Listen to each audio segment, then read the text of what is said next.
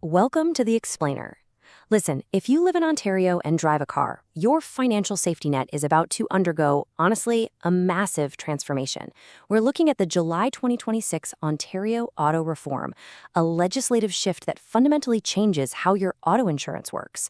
It's kind of like moving from one of those rigid, mandatory cable packages to a totally customizable streaming service. Okay, let's dive into this because this isn't just about regulatory red tape, right? This is literally about your money, your choices, and making sure you get the best rate while protecting your family.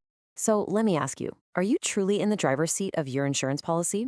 For a long time here in Ontario, the answer has been, well, sort of. A lot of your coverage was just mandated by default. But these upcoming changes, they're designed to give you exactly that. More choice and a lot more control over what you actually pay for. You're not going to be forced to buy specific coverages you might already have through your employer. But with more control comes the responsibility to know exactly what you're selecting. Here's our quick roadmap for today's Explainer. 1. The 2026 Auto Insurance Reform. 2. Mandatory versus optional benefits. 3. Changes to who's covered. And finally, 4. What this means for you. All right, Section 1. The 2026 Auto Insurance Reform. More choice, more control. Starting July 1st, 2026, the government is completely reshaping the foundation of your coverage.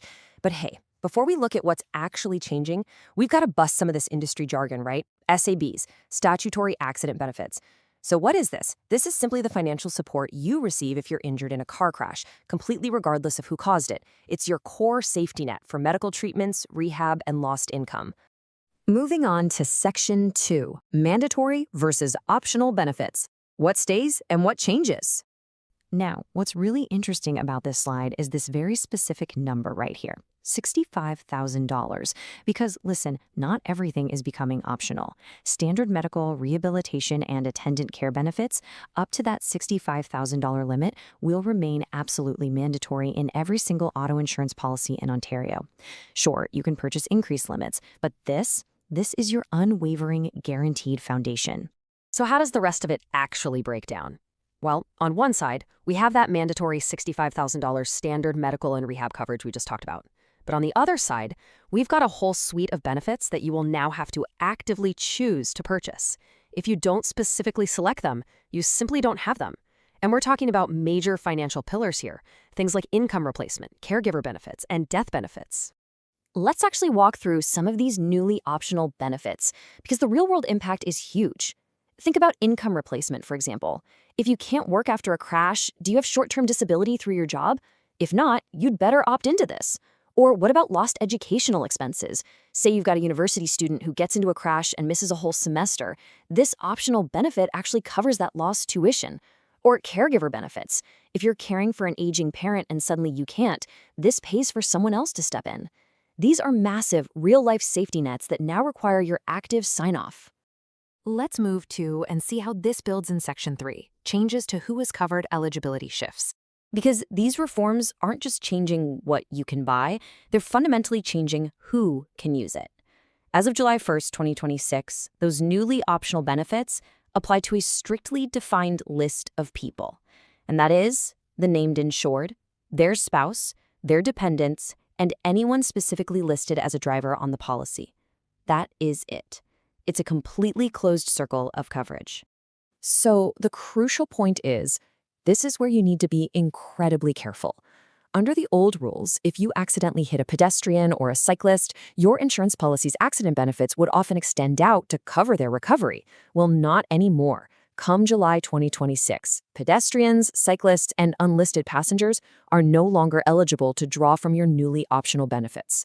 This fundamentally shifts the liability and the safety net for vulnerable road users. It's a huge change. Which brings us to Section 4, what this means for you, taking action. Look, doing nothing in the face of these changes could honestly leave you with some dangerous gaps. How this transition hits you really depends on your status. For existing customers, your policy is going to auto-renew with your current coverage. But those strict new eligibility rules, they change for everyone on July 1st, completely regardless of your renewal date. Now, for new customers quoting a policy after July 1st, you're starting with a completely blank slate. This is your moment to smartly compare options and rates and proactively choose what to add. This is exactly why platforms like goodrates.ca exist. empowering you to navigate these choices and find the absolute best coverage without overpaying. Oh, and a quick side note, if you're a commercial customer or business owner, you need to speak to your broker immediately about your employee coverage. And this brilliantly illustrates your simple, highly actionable 4-step checklist. Step 1, actually open up your current policy and look at what you have today. Step 2, cross-reference that with your workplace health benefits. I mean, the whole point of this is to avoid paying twice and to secure a better rate. If you've got great life insurance through work, you might not need the auto insurance equivalent, right?